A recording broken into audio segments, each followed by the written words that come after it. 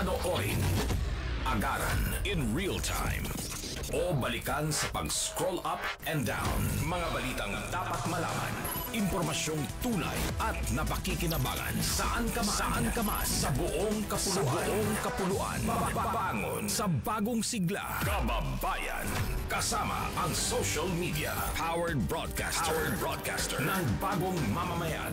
Tapat sa pag-uulat. Ito po ang Presidential Broadcast Service sa Metro Manila. Radyo Pilipinas 1, 738 AM. Oras po sa buong Pilipinas, 4 na minuto makalipas ng 3:00 ng hapon.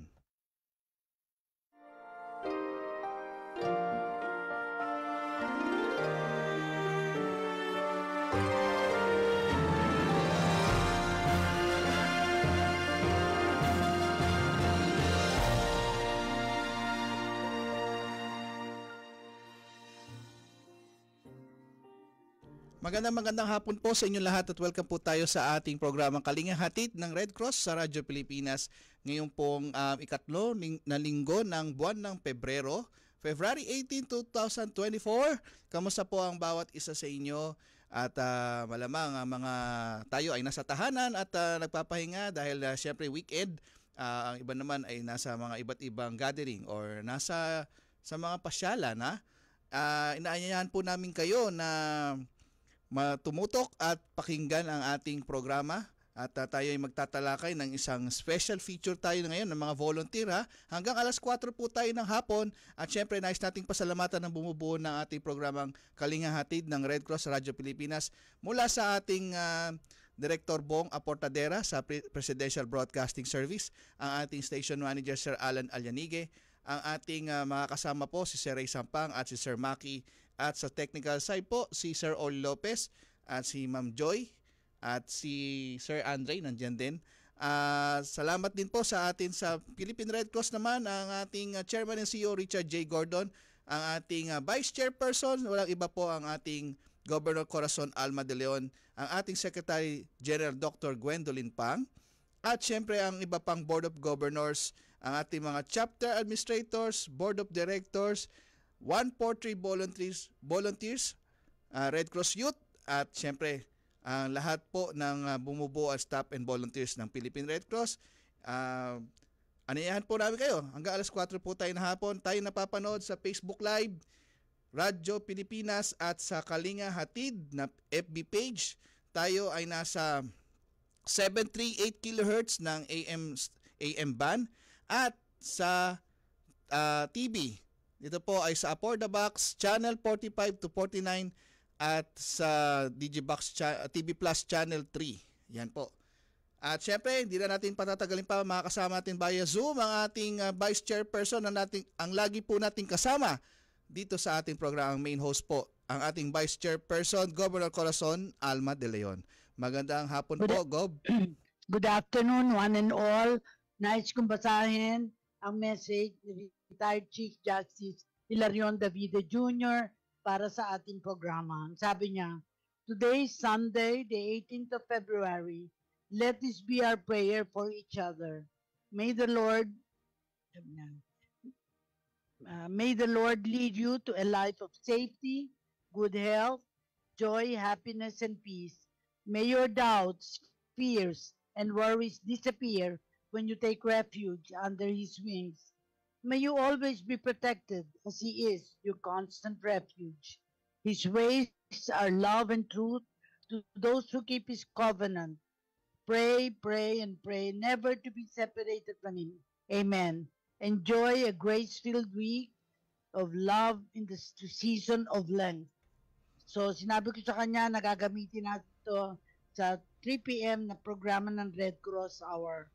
God bless si Retired Chief Justice. At nandito na ang ating panauhin. Ang focus natin ngayon, ang featured couple volunteers, married couples from Zamboanga del Sur chapter, from Mindoro Oriental chapter, and of course nakita ko si Jay Gallos ng ating volunteer, and of course si Peter Miles Solesta, am I correct? Yes, volunteer po. Engagement Officer PRC Volunteer Service. So, bibigyan natin ng pagkataon na mag-greet muna si Danilo M. Caballero and Jonalyn B. Caballero. Pakilala kayo, parang nandito na kayo sa picture, no? Apo. Go ahead. Gob, meron yatang anak na sumilip. Gob, sandali. Gob, sandali. Ang ating mga kasamang host po, kasama niyo pong co-host, siyempre ang ating isa pang governor, si Governor J.R. Gallos. At hindi po natin makakasama sa hapong ito si Governor J. Halandoni, pero mayroon pa tayong isang J, si Governor J.R. Gallos. Gob? Na-mention ko na, hindi mo narinig. Apo, hindi. Papati lang po natin si Gob J. Apo. Okay, thank you Governor Cora and Sir Edison. So, maraming salamat po sa imbitasyon ngayong hapon and nabalitaan ko na napaka-espesyal ng magiging episode natin for this afternoon. But first and foremost, magandang hapon sa lahat ng ating tagapakinig sa buong Pilipinas, saan man kayong parte naroroon. I hope you are guys listening and magiging exciting yung magiging discussion natin for this afternoon. Tapos Peter Miles, Celesta, mag-greet na rin, Volunteer Engagement Officer, PRC Volunteer Service. Yes, good afternoon from the Volunteer Service. Hello po. Wala ka nang sasabihin, hello lang? Hello lang po muna. Okay. Na-mention ko na si Danilo M. Caballero at Jonalyn B. Caballero. Una na silang nandito, nag-live dito. They are volunteer married couple from Zamboanga del Sur chapter. Am I correct? Zambo Sur? Yes po ma'am, Zamboanga del Sur po. Tama ba? Po. Wala kayong audio. Go ahead. Bumati muna kayo at sabihin nyo kailan kayo naging volunteer sa Red Cross. Well, you were already married or before you got married. Ikwentuhan nyo kami from Zamboanga del Sur chapter. Go ahead, Danny and Jonathan. Yes po, magandang hapon. Magandang hapon po sa lahat. Lalo na po kay Ma'am Corazon Almadilion po. At sa lahat ng ating mga tagapakinig. Ako po si Danilo Caballero, kasama ko po yung asawa ko si Ma'am Jonalyn Caballero. Ako po ay bago po ako naging staff ng Philippine Red Cross sa Zamboanga del Sur Pagadian City Chapter. Ako po ay volunteer ng almost 5 years. Then nung ako nagkaasawa na, nagkaanak na, so naging staff. At siguro mga 5 taon na nagsama kami ng asawa ko, naging volunteer na din siya sa Philippine Red Cross kasi sumasama siya sa mga activities na ginagawa namin sa chapter. Very good. At meron din tayong volunteer married couple sa Mindoro Oriental Chapter, si Michael Haweka and Jennifer Haweka, both from Pola Oriental, Mindoro. Andito ba kayo mag-asawa? Hello po, wala pa po yung asawa ko, nasa dagat pa po, pasensya na po kayo. Okay lang. Ako po si Jennifer Hakeka ng Municipal Chapter Base po sa Pola Oriental, Mindoro. At ako po ay naging volunteer po since po nung nagkaroon po ng oil spill dito sa amin, 2022 po, up to now po. So napakarami ko pong experience na naranasan bilang isang volunteer. So proud po akong isang PRC 143. Kailangan po at magandang hapon po sa inyong lahat. Thank you very much, Jennifer. Yes, ma'am. Siguro tanungin ko na muna si Jay Gallos kasi siya yung youth volunteer. Meron bang mga youth na married na? O meron bang youth na anong ginagawa mo? Dalawa kayo ni Peter Miles Celesta na magsasalita ngayon because you are volunteer engagement officer, PRC Volunteer Service. Ikaw muna, Jay. Okay. For our Red Cross Youth Gov Cora, so since yung age bracket natin, 7 to 30 years old, merong ilan na married na, pero karamihan po sa ating mga volunteers ay single, pero married sa organization. Meaning talaga naman kahit Saturday, Sunday, talagang focus sila in rendering service sa Philippine Red Cross. So, pagkatapos ng school, university, college works, so diretso talaga lagi sila sa Philippine Red Cross every Saturday and Sunday, rendering service gaya ng pagtuturo sa mga children ng mga far-flung areas, and also mga activities na pinangungunahan of course ng ating PRC management. So yun yung ilan sa mga pinagkakaabalahan ng ating Red Cross. JR, obviously, hindi ka pa married. Single ka lang. Hindi pa po. Good. O si Peter Miles Celesta, Volunteer Engagement Officer. Na-engage ka na ba? Ay, single din po ako. Single, So, hindi pa engaged. Pero Hindi siya pa ay po. nasa PRC Volunteer Service. Kailan ka nagsimula dyan? Sa PRC po, 2019. So, 2019. So, Magpa 5 years 2024 na tayo. 5 5 years years. na. Opo, Activity. staff. So, babalik tayo dahil ang focus natin, featured couple volunteers. Magko-comment na lang kayo. Si Danilo M. Caballero at Jonalyn, kwento nyo yung pagliligawan ninyo at pag-marry ninyo. Kwentuhan nyo yung love affair. Yes po. Maraming salamat. Nung volunteer pa po ako sa Red Cross, ito sa chapter namin, nagkakilala kami ng asawa ko, si Jonalyn, dahil din sa isang kaibigan. Yun, nagkaintindihan, naging girlfriend, boyfriend. So, nung siya ay nagtrabaho sa abroad, ako ay naging staff ng Philippine Red Cross since 2005 po ako naging staff ng Red Cross. So to date, 16 years So, na po. hindi kayo volunteers, you're already staff of Red Cross. Po na. Yes, so, but you started as volunteer, and then when you got married, you became staff of Red Cross. Yes, po. Tama ba, Jonalyn? Marinig natin ang boses mo. Hindi pwedeng si Danilo lang magsasalita. Yes, Go po. ahead, Jonalyn. Dagdag ko lang po sa kung paano kami nag-umpisa or paano kami naging mag-asawa. Actually po, taga-Osamis po ako. Tapos bumisita ako dito sa Pagadian. Yun nga po, nakilala ko si Danny through friend po. Ayun, nagkagustuhan hanggang nag-asawa na po kami. Anong year kayo nag-meet at anong year kayo nakapag-asawa?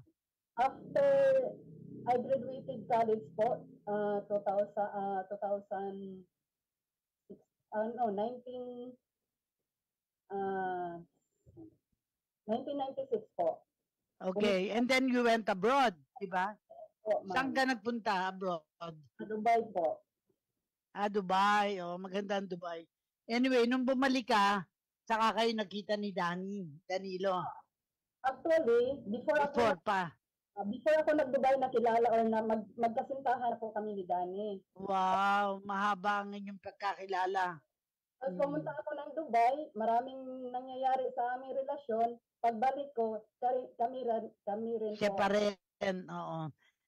Ever faithful, ever true, si Danny. Baka naman nagka-girlfriend ka bago kay Jonalyn. Meron din po kasi Meron. Kasi long distance, tapos merong hindi pagkakaunawaan. Kasi noon, hindi pa ganun kaganda yung communication. Wala pa masyadong Messenger, Facebook. That time, sulat-sulat pa lang. So, meron din ibang nakilala. Pero yun nga po. Pag-uwi niya, kami So you look naman na parang bagay kayo. Kasi isa maputi, isa hindi masyadong maputi. Kaya parang terno kayo pag pinagsama kayo, maganda ang kulay ninyo. Tanungin naman natin si Jennifer Haweka. Dahil siya naman ay from Pola, Oriental Mindoro. Hindi yata nakasama yung si Michael. Nasaan ba si Michael ngayon? Nasa dagat po kasi, ma'am. Ay, baka inabot na po lumakas po kasi. Baka tumabi po muna sa ibang isla. Okay. Ano naman ang trabaho mo at anong trabaho ni Michael? Yes po, kami po ay nagkakilala sa isang pabrika po sa Manila na parehas po kami nagtatrabaho sa pabrika. So, taga Tondo, Manila po talaga ako, hindi po talaga ako taga Mindoro. Nung nakilala po ako ng asawa ko, hiningi niya yung kamay ko sa magulang ko, then sabi niya po sa akin, papakasalan niya ako pag umuwi ako dito Dinala ka sa Mindoro. Yes po, ma'am. Dinala niya po ako sa Hiningi Mindoro. niya yung kamay nyo. Dito po kami nagpakasal 2005 po. 2005 po kami kinasal at ako po ay naging volunteer na po ako sa rescue. Sa ano po talaga ako. Mahilig po kaming tumulong sa pag-volunteer, hindi lang sa Red Cross po. Hindi pa ako Red Cross noon. So, volunteer na po talaga ako sa iba't ibang ano na po ng gobyerno. Yun po. Tapos, nung nakilala ko po ang Red Cross, dumating po ang Red Cross dito sa amin sa Mindoro, ay nag-ano po ako na mag-volunteer po uli ako. Dahil nagkaroon po ng oil spill sa amin. Okay. So, si Gov JR, baka may tanong ka? Opo, talagang nakakakilig love stories ng ating mga volunteers and yung mga staff. Sana maraming nakakapanood nito para mas ma-inspire sila.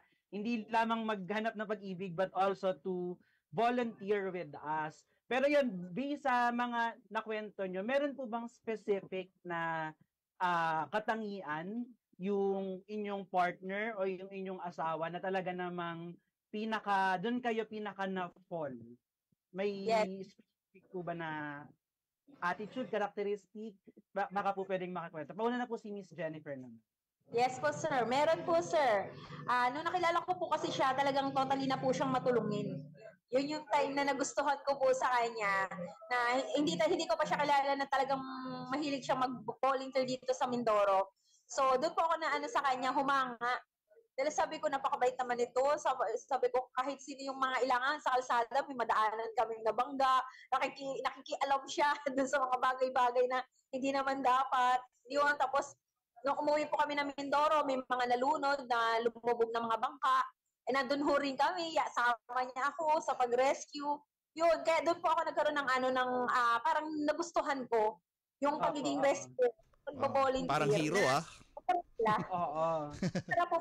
So kung baga parang Miss Jennifer, green flag ang mga volunteers. Yes, kapag ang matulungin, talagang okay, sige. Okay. Tumungo naman tayo kina Sir Danilo and Miss Jonalyn. Baka meron silang specific na katangian or characteristics na pinaka nagustuhan nila sa kanilang pa-partner. Mauna na po si Ma'am Jonalyn. Kaya Ma'am Jonalyn. Ay, sige po. Nung nakita ko kasi si Danny sa personal, para na rin, na-love at first sight po sa kanya. Kasi gwapo po si Danny, gwapo po yung asawa ko. Kaya nung nanligaw siya sa akin, bakit pa patatagalin? Bukod sa gwapo si Danny, Sada all. mabait po siya sa akin. Kahit sa ibang tao, mabait po siya. Sir Danny, patingin naman ng isang pamatay na post dyan. Yun! Merong isang papogi post mo ganon. Kung paano na fall talaga si Ma'am Jonalyn. Si Sir Danny naman po, Sir Danny kayo, may specific po ba na characteristic si Ma'am Jonalyn na nung nagsisimula pa lang kayo, sabi mo, ay, ito na yung babaeng papakasalan ko? Yes po, yung talagang maunawain po siya. Alam naman natin sa Red Cross, yung trabaho natin, halos lahat ng oras sa trabaho na. Kahit weekends, kahit gabi. Pero naiintindihan niya kasi alam niyang trabaho. So yun, tapos sobrang bait niya. Maalalahanin. So hindi ka talaga kapag-isip na maghanap ng iba dahil sa sobrang bait. Nakita ko kinilig si Ma'am Jonalyn. Okay, thank you Sir Danilo. Talaga namang sa mga hindi pa nakikinig dyan, sumama na kayo sa ating discussion for today. Talaga namang kapupulutan natin ng aral, no? Hindi lamang kung paano maghanap ng pag-ibig, kundi kung paano maghanap ng tamang tao. Dahil sa mga nakita natin, isa yung organization, isa yung Philippine Red Cross na nakatulong talaga para magkatagpo-tagpo yung ating mga couples this afternoon. Sir Peter, yes po, Sir Edson. Gov J, bago ko ibigay kay Gov Cora, tanungin natin sila, paano Paano sila napasali sa Philippine Red Cross? Ano ba yung pagkakaalam nila sa Red Cross nung hindi pa sila volunteer? Tanungin natin sila, anong pagkakaalam nila sa Red Cross noong sila ay hindi pa napapabilang sa volunteer ng Red Cross? Ma'am, sina Sir Danilo at si Ma'am, tanungin natin. Yes, ako po nag-start nakilala ko yung Red Cross during my college days. No? So naging Red Cross Youth volunteer. So halos lahat ng mga activities ng Red Cross Youth, sinalihan, sinamaan. Hanggang sa, nung nag-graduate, while working, hanggang pa rin, pag may bakanting oras, hanggang pa rin sa Red Cross, nag-volunteer sa mga disaster response, sa mga relief operation, hanggang sa naging staff na. So, ayun. So, tuloy-tuloy na. So, Red Cross Youth, GovJR, nagsimula pala to sa pagiging Red Cross. Nakaka-proud, oo nga eh. Ang galing. Talagang isa sa mga success stories natin sa Red Cross, yung mga ganyan, na kapag pumupunta from Red Cross Youth, nagiging staff talaga. Saludo, Sir Danilo. Si Ma'am Jonalyn, ano pagkakala mo sa Red Cross noon? Ako po, honestly, nakilala ko lang po ang Red Cross nang dahil kay Dan. Mm-hmm. Kasi during our boyfriend, girlfriend pa lang kami, volunteer na si Danny sa Red Cross. Hanggang nag-asawa, doon unti-unti kong nakilala kung ano ba talaga ang Red Cross. Kaya bukal sa loob ko na maging isang volunteer din kagaya ng ginawa ng asawa ko. So since Red Cross Youth ka rin, kagaya ni Sir Danilo. No po. Sir GovJR. Ngayon lang po ako recently, okay. Member. Si Ma'am Jennifer, anong pagkakaalam mo sa Philippine Red Cross sa Red Cross nung ikaw ay sumali, bago ka sumali sa Red Cross? Okay, sir. Nung ako po ay bago po sumali sa Red Cross, sir, ang alam ko po talaga, ang idea ko talaga sa Red Cross, naninipsip ng dugo. Dahil ano po talaga siya eh. Yung alam ko po talaga, yung lagi ka lang magdodonate ng dugo, ganun. Yung ganun siya, yun yung naging pumasok sa akin. Pero nung nag-try po ako na maging volunteer, is nalaman ko po na humanitarian base po pala yung ng organization ng Red Cross. So maraming aspeto po pala yung pamamaraan ng pagiging volunteer sa pagiging RC-143. So, yun na po, na-encourage na po ako lalo na hindi lang pala sa dugo, hindi lang pala yung dugo yung pwedeng itulong ng Red Cross. So, hindi talaga tayo maninipsip ng dugo. Tayo po talaga ay nagbibigay ng tulong sa abot ng ating makakaya. Yun lamang, sir. Si Gov Cora. Gov Cora, dyan pa si Gov Cora. Nawala si Gov. Gov JR ko muna. Yes, tama no. Maganda rin yung mga ganong instances na hindi lang kumbaga, ito yung first na pagkakakilanlan natin sa Red Cross. Pero as we go along, as we volunteer more, mas marami pa tayong natututunan sa organization. So sana yun din yung mapapayo natin sa mga listeners na yung Red Cross hindi naninipsip ng dugo.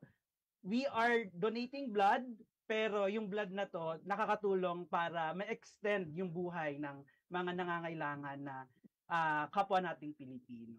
So, syempre, dati hindi kayo volunteer, ngayon volunteer na kayo. And also, pati yung partner nyo, pati yung asawa nyo ay staff or volunteer din ng Philippine Red Cross. Ano yung pakiramdam na isa kang volunteer and staff ng Philippine Red Cross? Mauna tayo kay Miss Jonalyn. Okay. So, ang pakiramdam ko bilang isang volunteer sa Red Cross, of course po, I'm very much happy. I'm excited. Excited in the sense na excited ako para i-render yung knowledge and skills na natutunan ko sa Red Cross para i-share ko sa mga kababayan ko na nangailangan din ng tulong. Ang ganda ng apelyido nyo, nagbalik tuloy ako. Kasi naputol ako, na out of link ako. Pero ang pangalan nyo, apelyido nyo, Caballero. So very cavalier, kumbaga aktibo, no? Kaya I honor you for being volunteer married couple and already staff, no? Pero ang missing in action ay si Michael. Pero katanungin natin din si Jennifer, kasi sabi mo hindi ka naman taga Mindoro, taga Maynila ka, hindi ba? Saan kayo nagkita at gaano katagal na ang yung relation? Go ahead. Yes Baka po. natanong na sa iyo earlier. Yes po, ma'am. Kami po ay nagkakilala sa sa Valenzuela. Yan.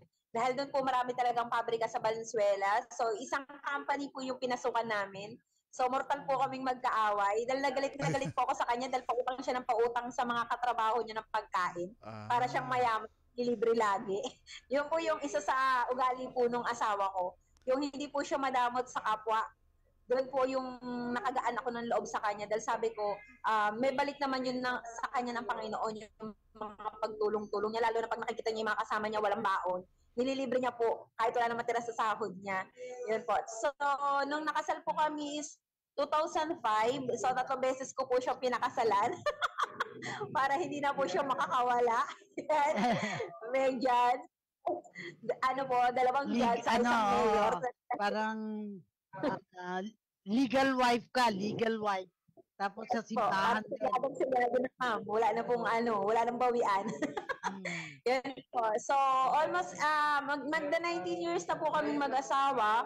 So, nandun na po talaga yung minsan may risk po talaga sa pagiging volunteer namin. Kasi minsan, yung time ng pag-rescue po namin minsan sa isang tao, lalo na sa dagat po kasi, ay malapit kami sa dagat eh. Pag time po ng pagre-rescue namin, dahil hindi nga ako marunong lumangoy, yung asawa ko ay galit na galit sa akin. Dahil kasama ko ang kapulisan sa speedboat. Ako pa yung nangungunang babae.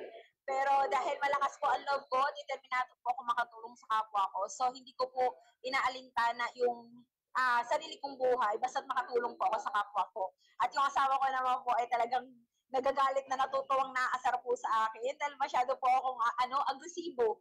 Agresibo po ako sa lahat ng paraan ng pagtulong sa kapwa. So, yun po. Hindi lang talaga po ako dugo dahil sobrang baba ng dugo ko. Pero siguro dapat mag-comment.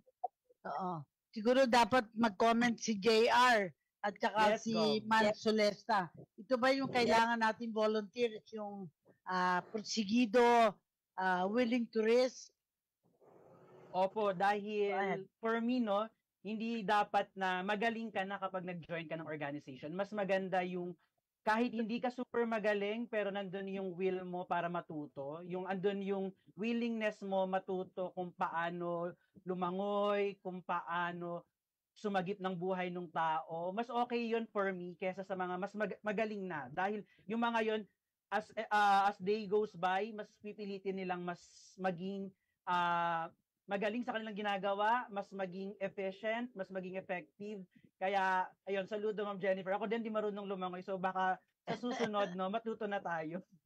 Turuan tayo naman, ni Peter, Sir, kasi apelyido mo, Miles. Ikaw ba'y nakatrabaho na in Miles? Pero Solesta, apelyido mo. Opo. Taga saan ka naman? Ay, Ilonggo po ako. Taga Iloilo. Bisaya. Oo. Bisaya. Pero tama si Sir Gov, no? Ang importante naman talaga sa volunteer at ang mga hinahanap natin sa mga volunteer ay yung commitment and dedication, yung love for the volunteering, yung love for service. Ay yung may mga tao na talaga skillful wise, hindi pa well trained pero because they have the heart of the volunteer, they have the heart to serve, they are committed. So yun po yung mga tao actually na tumatagal sa volunteering, sa serbisyo kasi nga their heart beats with the organization. So yun ang hinahanap nating mga volunteers, no? Yung mga volunteer na talagang willing to offer their service, no, at any cost sometimes. So yun ang hinahanap natin sa mga volunteers natin. Siyempre ibang volunteer, iba yung staff. In the case of Danny and Jonalyn, dati volunteer sila, pero naging staff na, so swelduhan na kayo sa Zamboanga del Sur, di ba? Hindi, volunteer pa ba kayo?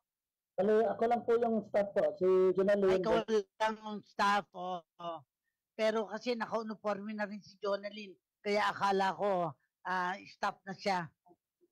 Yes po. Kasi volunteer ka pa rin. Do you have a job? Meron ka bang trabaho other than being volunteer? Kasi I know you worked in Dubai. Naghinto na po ako. As of now, wala po. Fully full volunteer po lang talaga ako ngayon. Full volunteer, okay. Do you have children? Yes po, mayroon po 3 pong anak namin. 3, okay. So I hope in the future they can be youth volunteers and they can Yes po, help also the community, no? Aggressive, ha? Gov Cora, nagva-volunteer daw po. Nagva-volunteer Ah, daw. Sabi nila, volunteer na rin, oo. Sir Ah, Danilo. JR, anong dapat nating hanapin sa mga youth volunteers? Kasi, di ba, meron tayong Pledge 25 na gusto natin ng mga youth volunteers magdo-donate din ng blood. Yes Pero po. hindi pa natin masyadong na-organize ito. Pero hopefully this year, hahanapin natin yung mga youth volunteers who can be part of Pledge 25. Paliwanag mo siguro ang Pledge 25 na we Yes. need to really strengthen. Go ahead, Apo. JR. Okay, so thank you, Gov Cora. As mentioned ni Gov Cora, no, yung Pledge 25, this is blood advocacy group focus sa ating youth component, youth sector ng Philippine Red Cross. Some of you may know, Philippine Red Cross offer a specific service na nagsaserve sa ating youth component, which is the Red Cross Youth, na ang age na ating kinikater ay 7 to 30 years old. So we have Pledge 25 advocacy group na kung saan we promote blood donation, blood advocacy, blood campaigns sa ating mga estudyante, sa ating mga young professional, and sa ating mga community people. So pag sinabing blood campaign, blood advocacy group, ano yung mga hinihingi natin sa mga youth natin? First, we encourage them to donate blood. So as we understand, hindi lahat ng age bracket for the Red Cross Youth ay available na mag-donate because some of them are underage, some of them ay hindi pa pwede mag-donate because of their weight, because of their health condition. So meron tayong ino-offer na blood advocacy or blood campaign. Kung hindi sila makapag-donate ng dugo, we can actively involve them sa mga blood advocacy o blood campaign na ginagawa natin sa mga schools and companies. So they do pep talks and pumupunta sila para i-promote ang importance and kung bakit kailangan mag-donate ng dugo. Gov Cora. Yes. Gov J, bago tayo magpatuloy, Yes. sa mga bisita po natin, tayo ay magko-commercial break lang po na mabilis at tayo ay dyan lang po kayo sa Zoom, wag po kayong bibitaw at magbabalik po tayo sa ilang mga paalala. This is a public service announcement. Good news para sa mga vloggers at aspiring content creators. Dahil sa demand ng industriya, kasama na ang content creation sa mga kursong alok ng TESDA. Hasain pa ang inyong knowledge and skills para maging professional at kumita gamit ang inyong mga social media accounts. At ang maganda, libre ito. Para sa iba pang detalye, mag-login lang sa tesda.gov.ph o magtungo sa TESDA offices na malapit sa inyo. This is a public service announcement. Public service announcement from PBS, Presidential Broadcast Service, and Radyo Pilipinas. Good news! Ang inyong pinagkakatiwalaang Radyo Pilipinas nasa TV na. Oo, nasa TV na. Ang Radyo Pilipinas 738 AM ay live nang mapapanood sa Channel 3 ng ABS-CBN TV Plus at Channels 45 to 49 ng GMA Affordabox. Kaya may access ka na sa balitang totoo anytime, anywhere. Sa radyo, sa social media at TV. Radyo Pilipinas 738 AM. Okay, nagbabalik po tayo sa ating programang Kalingahatid ng Red Cross Radio Pilipinas at pagpapatuloy tayo sa ating talakayan ngayong hapon ang featured couple volunteer natin sa Philippine Red Cross dahil syempre ngayon ay tinatawag Love Month ngayong buwan ng Pebrero. Governor Cora at Governor JR. Okay. Na-mention kasi ni Jennifer Haweka na kaiba ang relasyon niya sa husband niya kasi namimigay yung si Michael tapos very generous tapos siya naman ay hindi marunong mag-swimming kaya siya naman ay tumutulong siya at the time meron ba kayong trabahong iba bukod sa pagba-volunteer where do you get your income Jennifer? Yes, ma'am. Yung asawa ko Anong po, pinagkakakitaan yung mag-asawa? nung umuwi po kami dito, ma'am, sa Mindoro, ang asawa ko po talaga ay mangingisda. Electrician. Yes po, nangingisda po talaga siya. So ako po ay Nangingisda, yes, fisherman. yes Yeah. po. Maraming Ako po- isda sa pola. Yes po, ma'am. Madami po. Ako naman po, Titinda. alaga ng mga may sakit. Mahilig po kasi akong mag-caregiver. Kahit hindi po ako lisensyado, pero mahilig po talaga ako mag-alaga ng mga pasyente. Ewan ko baga kung ba't ganun ang puso ko po talaga. Kaya nung nagkaroon po ng Red Good. Cross ako, ay talagang nagkaroon po ako na sabi ko, nakakatulong ako sa ibang tao. Sa ibang tao na may sahod ako, na nag-aalaga ako ng pasyente. Bakit hindi ko gawin sa iba na in case ng emergency is nandun po ako na wala akong hinihinging kapalit. So, doon na po talaga ako nag-push talaga na gusto ko talaga to yung gusto ko makatulong. Hindi dahil Red Cross ako, kundi gusto ko talaga. So yung Na- husband mo lang nagtatrabaho. Yes po. Yung Ngayon po, husband mo lang nagtatrabaho. kahit ako po ay nasa Red Cross po, ma'am, ngayon po ako ay nasa barangay health worker po ako ng aming barangay. So, nandun pa rin po ako sa pagtulong. So, nag-monitor naman po ako ng mga health ng aking mga nasasakupan. So, nandun po talaga ako, ma'am, sa willingness na talagang lagi ako nakasuporta sa aking mga kababayan. Great. So balikan natin si Danilo at saka Jonelyn. Ano yung mga natatandaan yung experience sa Philippine Red Cross na parang karanasang hindi nyo makakalimutan? Ano yung kwentuhan nyo eh? Kasi meron pa tayong a bit of time. Wala ko po Go personal. ahead. Yung ano po, ma'am. Ikaw, Danny, Yes, ano ma'am. experience mo? Yung ano po, yung kasi chapter service representative for safety service po ako, ma'am. Bali, nakatutok po ako doon sa mga technical trainings, no. Hindi ko po makalimutan yung ano, yung specialization training, yung safety services, yung mga ginagawa natin, yung mga rope rescue course, yung mga tumatalo, nagrarapiling, mga sweetwater rescue, yung nagpapaalog sa So sapa. more of skills training. Yes po, yun po. Kasi Skills. Nagtuturo kayo ng skills. yes po, ma'am. Yes po. Si Jonelyn naman, ano kasi nag-abroad ka, no? Meron kang skill din doon.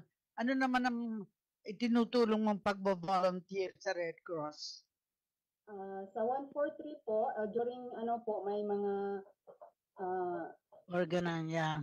first aid station po, doon po kami every na ay mga okasyon. So, when in case nga na ay mga emergency po sa area namin, parang hindi ko talaga malimutan kasi as a first timer, nangangatog or nanginginig ako. Kasi hindi po ako sa hindi po ako sa medical field. So, pero as long as ginawa ko yung best ko, ginawa ko yung trabaho ko, ginawa ko yung natutunan ko sa Red Cross para matulungan ko yung nangangailangan ng tulong po. So kapag may natulungan ka, ano yung kung ano man ang tinulong mo, ano ang pakiramdam mo? Anong feeling mo? Yes, this ano ko na lang po tong opportunity na to na I'm very much happy po nga as a member of Red Cross 143 dahil sa Red Cross 143 napakasaya po. Masaya po ang maging volunteer po. Kasi pwede kang tumulong sa isang tao or sa community na wala kang hinihintay or wala kang hinihintay na kapalit.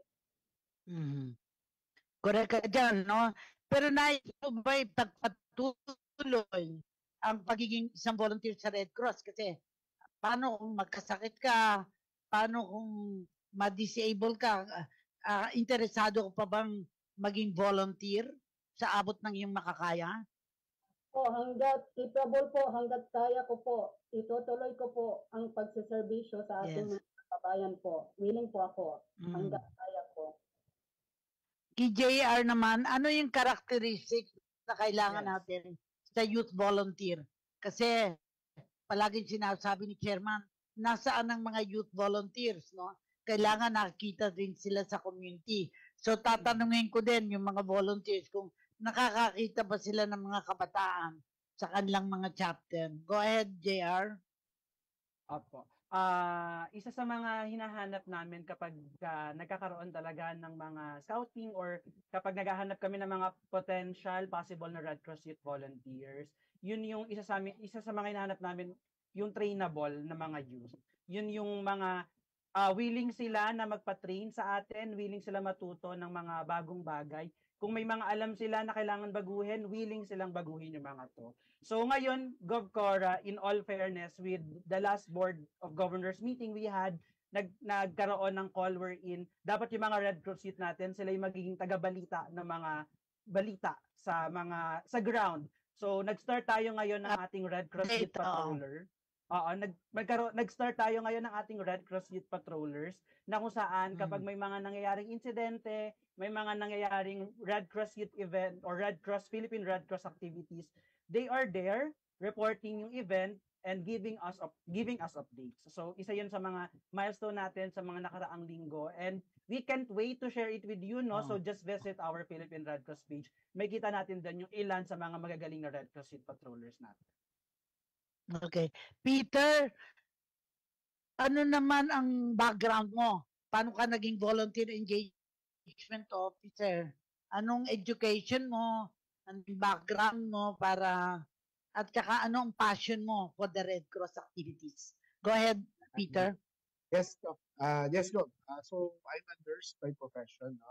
I graduated in West Visayas State University as a nurse. So I've been with though after nursing, I've been with the academe for almost more than a decade. So I was a teacher by profession actually. And while in Cebu, I got myself engaged in volunteer organizations and volunteering in the grassroots. While in college, I'm an RCY naman.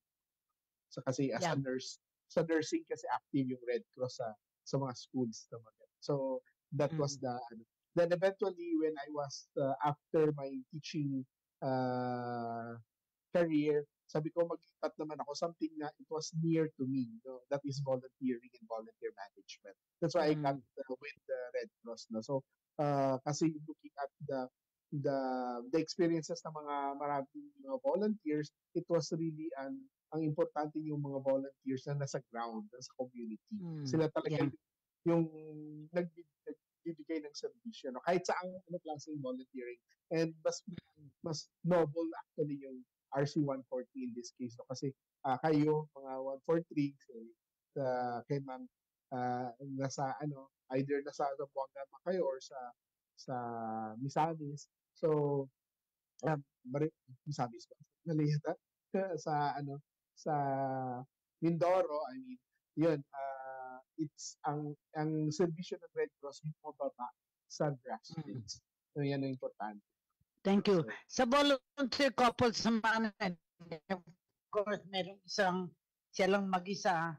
Nais mo ba ipagpatuloy ang pagiging isang volunteer sa Philippine Red Cross and why? Bakit gusto mo? Ikaw muna, Jennifer, kasi solo ka. Yes. Go ahead. Ako po talagang willing na willing po ako maging volunteer ng Red Cross dahil talagang andun po yung yung marami ka talagang pagsubok na dadaanan para ma-reach mo lang yung taong tutulungan. So yun po yung ko po na sabi ko, ito yung sign ni Lord sa akin na sa kagustuhan kong makatulong. Ito yung way. Ito yung way, yung Red Cross, para ma-reach ko yung mga tao na kailangan ng tulong. Kasi po nung nag-oil spill po kami, talagang doon po kami nakaranas na hindi kami pwedeng uminom ng tubig. So mamamatay po sa uhaw ang mga tao. Mamamatay na sa buto, mamamatay pa sa uhaw. So na naging volunteer po ako, tinuruan po nila kami kung paano mag-serve ng tubig, at ang tubig po ay talagang tinutuig, nanggagaling pa sa iba't ibang lugar para lang ma-serve namin dun sa mga kabundukan na hindi pwedeng uminom ng tubig. So nandun po talaga yung makikita mo yung excitement ng mga tao, kahit ng mga hayop. Talagang nakikipila sila sa amin para lang mabigyan sila ng malinis na inumin. So sabi ko, napakasarap po sa puso na mayroon kang mga tao na magpapasalamat sa iyo na, ma'am, salamat po dahil kahit nasa tuktok po kami ng bundok ay talagang nandyan po kayo. Salamat po kahit tawid dagat kami, buwis-buway, sinasalungan ninyo ang alon. Marating nyo lang po kami ng tulong. So, doon po, nakakatuwa po talaga at nakakataba po ng puso yun. Saka talagang willing na willing po ako na ipagpatuloy ito kahit sabi ko nga hindi naman po batayan na magkaroon ka ng kapansanan at hindi mo na magawa ang pagiging volunteer. So pwede ka pa namang makatulong kahit na meron kang kapansanan, pwedeng ikaw ang maging marites ng Red Cross. Sa pamamagitan ng sa'yo, magmumula kung mayroong mga aksidente o sakuna sa inyong lugar, pwede kang mag-report na, ma'am, dito po sa amin, kailangan ng tulong na ganito kasi may ganitong aksidente. Yun po, kahit ano pa kung magiging hadlang, pwede ka pa rin makagawa ng paraan para makatulong ka sa kapwa mo. Yun lamang po, ma'am, at salamat. Thank you. Tatanungin ko naman, of course, si Danilo at saka si Jonelyn, no? Ano yung masasabi bilang, of course, si Jonelyn, bilang isang babaeng volunteer sa Philippine Red Cross? Anong naging karanasan mo na gusto mong share?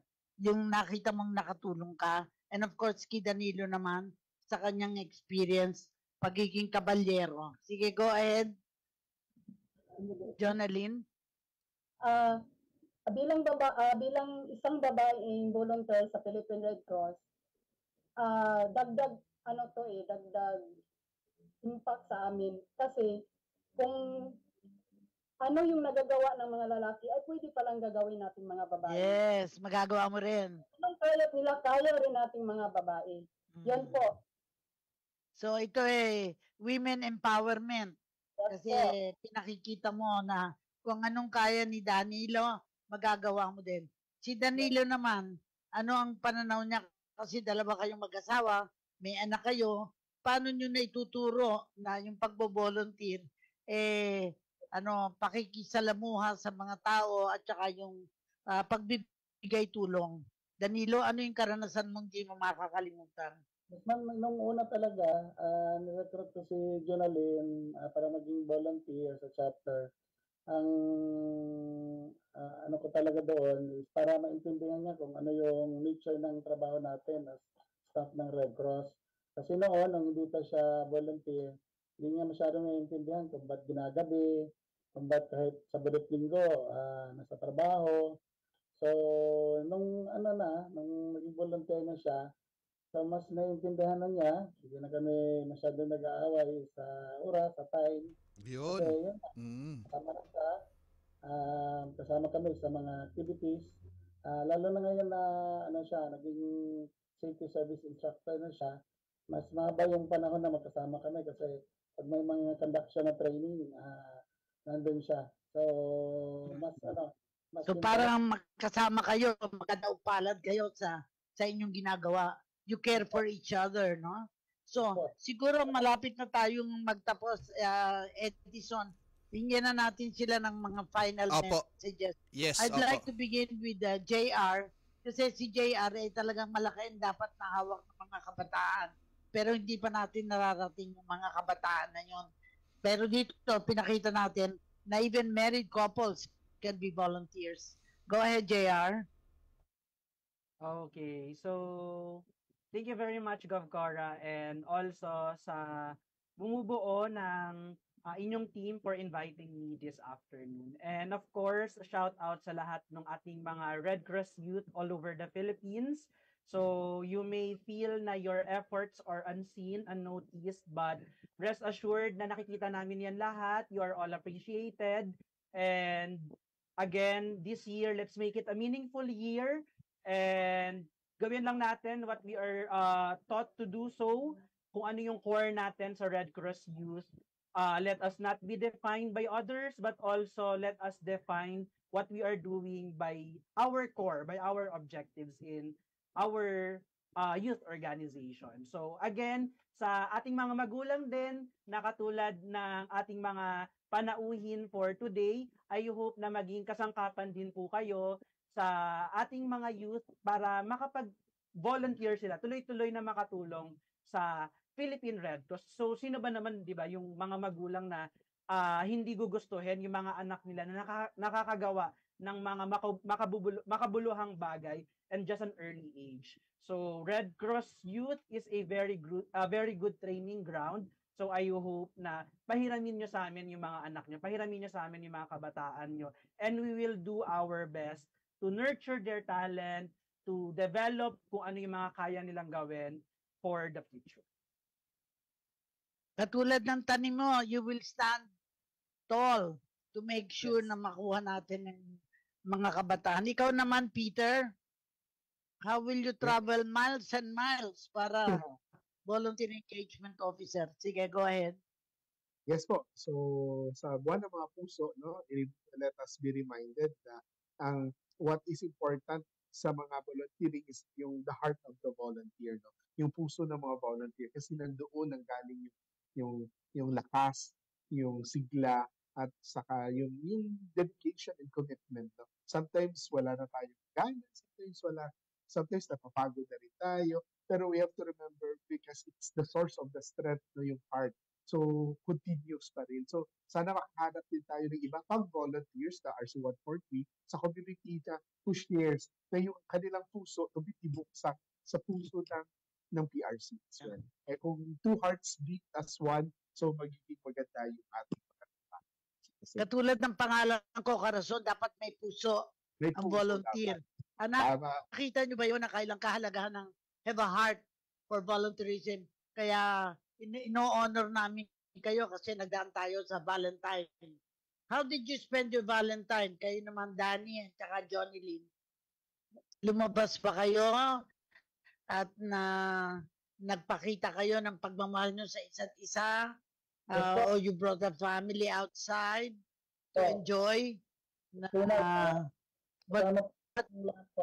Joy na kayo ay parents of your children. Yes po, ma'am. Bali, Go ahead. Yes, ma'am. Bali, sinelebrate po namin yung Valentine's Day na magkasama na buong pamilya, nagsimba po, tapos nagsalo-salo bago po umuwi sa bahay. Salo-salo, yes. Oh, good. Well, I am sure si Jennifer, kahit wala Jennifer, anong ginawa ninyo? Kami po mag-asawa ko mamay nasa that time po nagpapa-feeding po kami sa barangay. Pagkatuwang po kami doon na nagpa-feeding kasi may vlogger po na ng feeding po para sa mga bata. So nandun po kami, inubos po namin yung araw namin doon sa pagpapakain ng sa mga bata, sa mga dinonate ng mga vloggers. So, yun po yung pinakamasayang experience po namin na talagang nandun yung excitement namin sa lahat ng bagay pagdating sa pagtulong. So, yun po yung pinakamasayang Valentine's Day ng mag-asawa. Wow, thank you, thank you. Ngayon, babasahin ko sa isang point na unless someone cares, dinedicate ko kay Chairman Dick and his wife, Kate Gordon. And sabi ko, I don't think our communities will ever be clean and green unless someone cares. I don't believe our government will be good, just and honest unless someone cares. I don't expect our leaders to be morally upright and politically sensitive unless someone cares.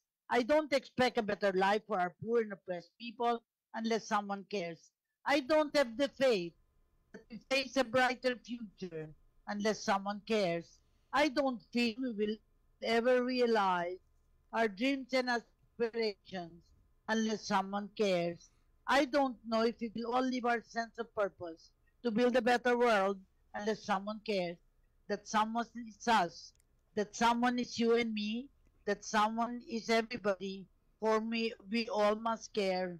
And today, the someone is, of course, Danilo and Jonelyn Caballero, si Jennifer Haweka and her husband Michael na wala dito, si Peter Miles Olesta, and of course JR Galios. JR.